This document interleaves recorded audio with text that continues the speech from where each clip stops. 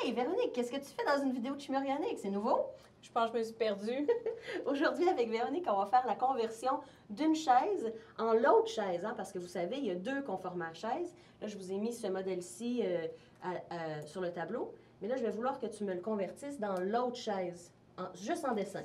C'est sûr que là, on a le modèle pour s'aider, mais habituellement, on ne l'aura pas. Donc, c'est juste pour vous montrer que c'est bien deux chaises différentes. Regardez ici. Les groupements chlorure, j'en ai un en haut puis un en bas. Mais quand on change, l'autre chaise, ça change un peu. Alors, c'est cette technique de dessin-là. Je ne le mettrai pas sur ma tête cette fois-ci, si ça ne te dérange pas.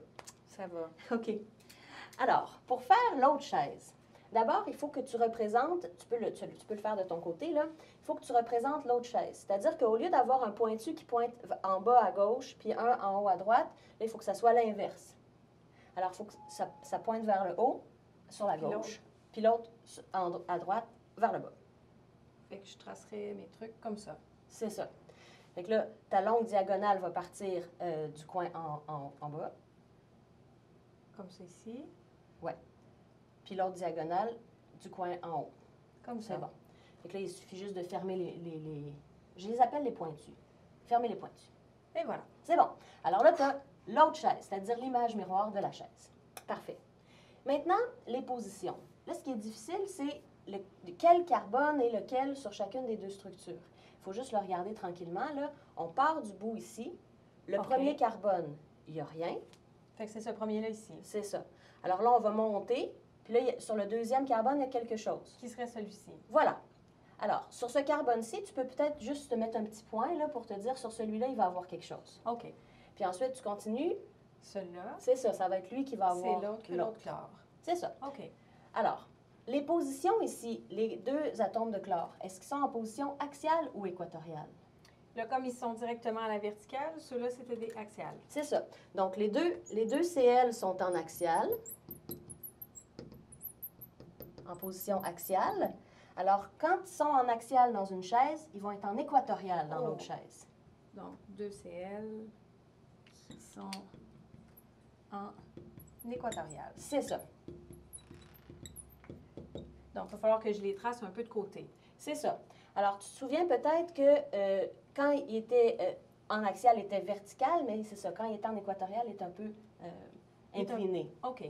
Maintenant, les trois positions équatoriales de gauche pointent vers la gauche. Fait que, dans le fond, les positions équatoriales pour ces trois-là pointeraient vers la gauche. C'est ça.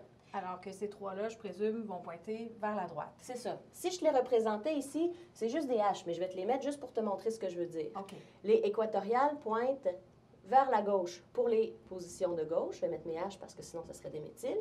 Puis mes équatoriales de droite pointent vers la droite. C'est la même chose sur l'autre chaise. OK. Il y a une autre chose qu'il faut remarquer aussi. C'est vers la gauche et vers la droite, mais pas exactement à l'horizontale. Hein? Quand ils sont sur le carbone qui pointe vers le bas, l'équatorial pointe vers le haut. Si le carbone pointe vers le haut, l'équatorial pointe vers le bas. Voilà. OK. Donc, ça veut dire qu'ici, si je veux dessiner, je ne vais pas tracer ma ligne par en bas, mais je vais la tracer par en haut, puis vers la gauche. Vers en haut, vers la gauche. Fait que je pourrais mettre un chlore comme ça ici. C'est ça. Et celle-là, comme je suis à droite, je vais pointer vers la droite. Puis comme il est vers le haut, je vais aussi pointer vers le haut. Fait que ça serait comme ça. Quelque chose qui ne marche pas dans ton raisonnement. Je vais juste te laisser y penser. Regarde, juste pour que tu puisses vérifier. Après, quand on a fini, on vérifie si c'est logique. Le chlore pointait vers le haut, puis celui-ci pointe vers le bas. Ah. Quand ça pointe vers le haut en axial, ça pointe encore... pardon. Quand ça pointe en haut dans une chaise, ça pointe encore en haut dans l'autre chaise. Ah. Quand ça pointe en bas dans une chaise, ça pointe encore en bas dans l'autre chaise. Donc ici, ça serait... Je vais avoir besoin d'une petite efface. Ça veut dire qu'ici, c'est pas vers le haut qu'il allait, mais plutôt vers le bas. C'est ça. Alors ici, il faudrait plutôt que je mette mon chlore comme ça. Et voilà. Donc, c'est parfait. J'ai une dernière chose à vous dire à propos de ça. Là, on a deux conformères de la même molécule, mais ils n'ont pas tous les deux le même niveau d'énergie. Il faut juste regarder si les plus gros atomes sont le plus loin possible les uns des autres, parce que quand les gros atomes sont près les uns des autres, ça fait du stress dans la molécule et ça fait un niveau d'énergie plus élevé. Donc, ce que je me demande ici, lequel des deux conformères est le plus stable? Alors, je regarde si les nuages électroniques empiètent les uns sur les autres. Ici, on a des gros atomes. Les deux gros atomes sont en position axiale. En position axiale, les nuages électroniques sont plus près les uns des autres parce que les angles entre ces atomes-là sont de 90 degrés. Tandis que quand on est ici, les gros atomes sont tous les deux en position équatoriale et pointent vers l'extérieur du cycle, ils ont de l'espace. Alors ici, ce conformère est plus stable.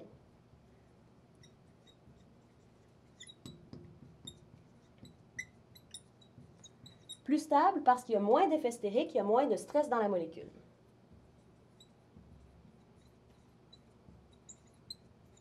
Quand on passe d'un conformère qui est plus stressé parce que les positions sont en axiale, on va à l'autre conformère qui est en position équatoriale. Nécessairement, ça va être celui-là qui va avoir le moins de stress.